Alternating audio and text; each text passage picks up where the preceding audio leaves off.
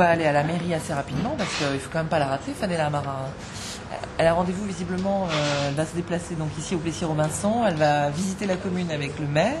Normalement, les journalistes ne sont pas conviés et apparemment, moi j'ai mes entrées. J'ai un bon contact avec son attaché de presse et donc ça aide. Ouais. Et c'est la base du métier, ça, de nouer des contacts? Oui, absolument, oui, nouer des contacts, sympathiser, tout en gardant évidemment une distance quand on traite le sujet. Ensuite, ça, il faut qu'on reste extrêmement le plus neutre possible, le plus objectif et qu'on garde notre esprit critique, évidemment. Je suis maire d'une ville qui compte 50% de logements sociaux. Je suis un maire UMP qui construit du logement social. Et je pense que ma ville est un peu un exemple de ce qu'on pourrait faire pour mieux vivre dans les banlieues. Le commissaire, Patrick Brest qui gère la délégation de l'office sur le secteur. Bon, alors on est parti? Oui, on est parti.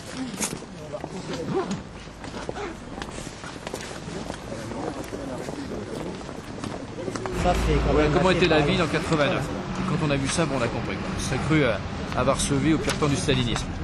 Donc on a vidé tout ça et tous les gens ont été relogés dans la ville. Ils n'ont pas été relogés ailleurs. C'est vraiment mon axe de travail. C'est vraiment faire du logement qui ne se différencie pas. Tu as utilisé le même architecte?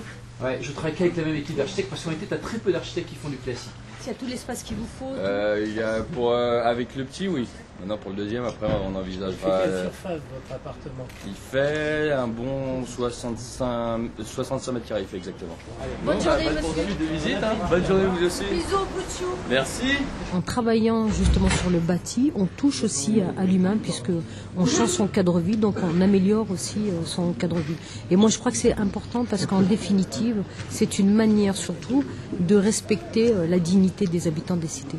Est-ce que vous voyez différemment ce plan après les événements de Villiers-le-Bel? Non, pas du tout. On est de retour à la rédac. Ouais.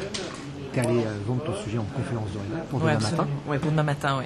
Donc des 2 heures de balade de cette matinée, qu'est-ce qu'on va... Il ne va pas en rester grand-chose. Je vais essayer d'extraire un bout de Fadela Amara sur Villiers-le-Bel, en tout cas sur la semaine qui vient de s'écouler.